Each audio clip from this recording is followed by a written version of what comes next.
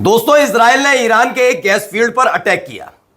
इस gas field पर जैसे ही अटैक हुआ तो तमाम खाड़ी देश के अलग अलग हिस्से जो हैं, यानी कि अलग अलग देश हैं, वो समझ गए हमला तो होगा और बड़ा हमला होगा।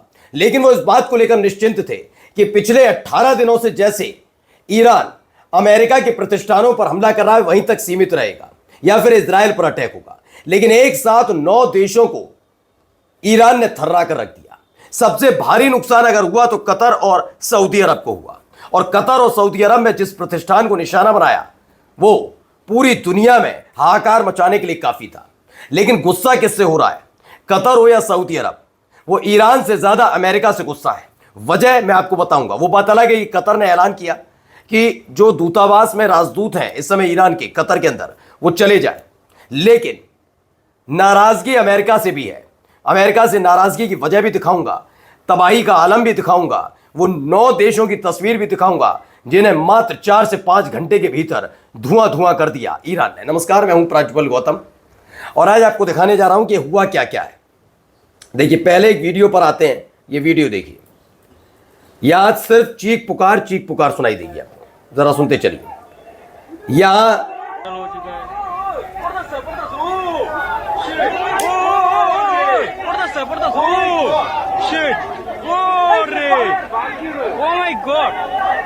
ये पूरा हमले की वीडियो मैं आपको दिखाता चल रहा हूं, देखते चलिए।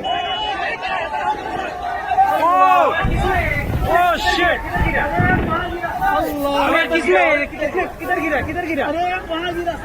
सामने तो गिरा और किधर गिरा? ये हिंदी में कमेंट्री सुन रहे हैं आप। दरअसल आप सब जानते हैं खाड़ी देशों में हमारे इंडियंस भी रहते हैं। वहां पर वो ऑयल सेक्टर्स में, अलग अलग सेक्टर्स में काम करते हैं। उन्हीं में से किसी ने ये वीडियो बनाई। दावा है कि कतर का जो रास लफन इंडस्ट्रियल सिटी है वहां पर मिसाइल गिरी, ईरान की बैलिस्टिक मिसाइलें गिरी। ये इलाका दुनिया का सबसे बड़ा एलएनजी यानी लिक्विफाइड नेचुरल गैस निर्यात केंद्र माना जाता है। वहां पर ये मिसाइलें गिरी हैं। इसके अलावा देखिए धू धू करके कैसे जल उठा, वो भी देखते चलिए। हालत बहुत खराब है। ये देखिए वीडियो, सामने बढ़ाओ। देखिए कितना भीषण हमला है।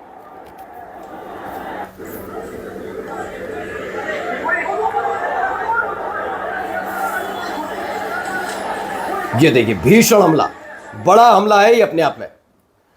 और कतर के रास लफन इंडस्ट्रियल सिटी पर बड़ा हमला हुआ। ईरान की तरफ से दागी गई बैलिस्टिक मिसाइल्स ने कई ऊर्जा सुविधाओं को निशाना बनाया। कतर एनर्जी ने भारी नुकसान की पुष्टि की। मौके पर आग लग गई जिसे काबू करने के लिए इमरजेंसी टीमें तैनात की गई। रास लफन दुनिया का सबसे बड़ा एलएनजी यानी liquefied natural gas export hub है। वैश्विक एलएनजी सप्लाई का बड़ा हिस्सा यहीं से आता है। यह अपने आप में एक बहुत बड़ा हमला है। इस हमले से ग्लोबल एनर्जी सप्लाई पर बड़ा असर पड़ सकता है। गुस्सा ईरान का। अब एक और वीडियो सेम टू सेम लगेगी लेकिन देश अलग है।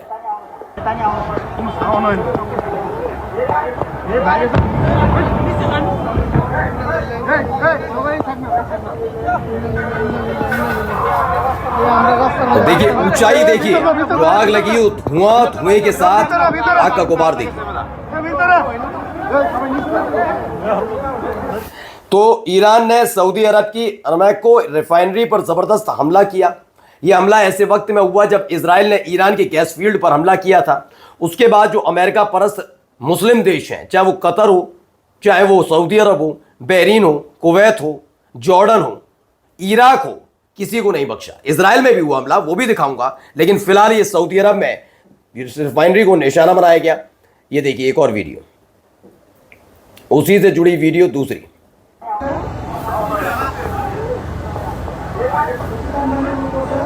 हालांकि सऊदी अरब का दावा है कि उसने उसके यहां लगे हुए बैलिस्टिक जो एयर डिफेंस सिस्टम है उन्होंने इसे रोका।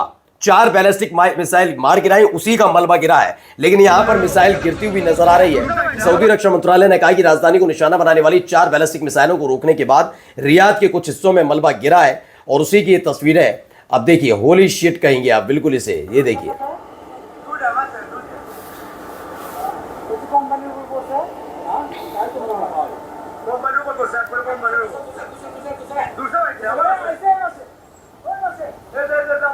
मतलब आसमान देखिए पूरा गुलाबी हो रखा है। ये देखिए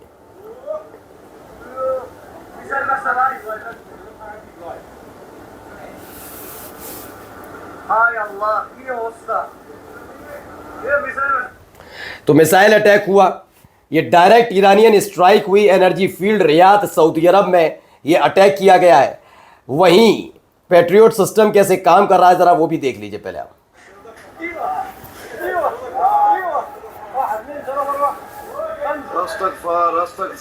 देखिए रोकने की कोशिश हो रही है लेकिन दाएं आए बाएं साएं कहीं भी भाग रहे हैं। एयर डिफेंस सिस्टम की इंटरसेप्टर इसे रोकने में पूरी तरह नाकामयाब रहे।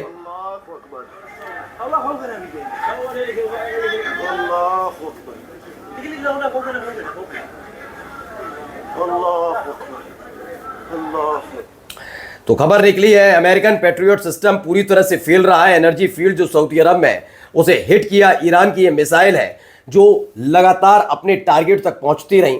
अब गुस्सा जो नाराजगी का जिक्र मैंने शुरुआत में किया था वो ईरान को लेकर तो है, लेकिन इसके साथ साथ यह है कि लंबे अरसे से कई दशकों से अमेरिका इन देशों में पैर पसार कर बैठा हुआ, अपने मिलिट्री बेस बना रखे हैं इसने, है ना, इस आधार पर कि कोई तुम पर हमला करे तो मैं खड़ा हूं, मेरे हथियार देखो, किसी को नहीं छोड़ेंगे, आप B-2 बॉम्बर देखो, आप मेरा एयर डिफेंस सिस्टम देखो, मेरे जेट देखो, मेरा ड्रोन देखो, MQ-9 रीपर, सब बर्बाद रहे।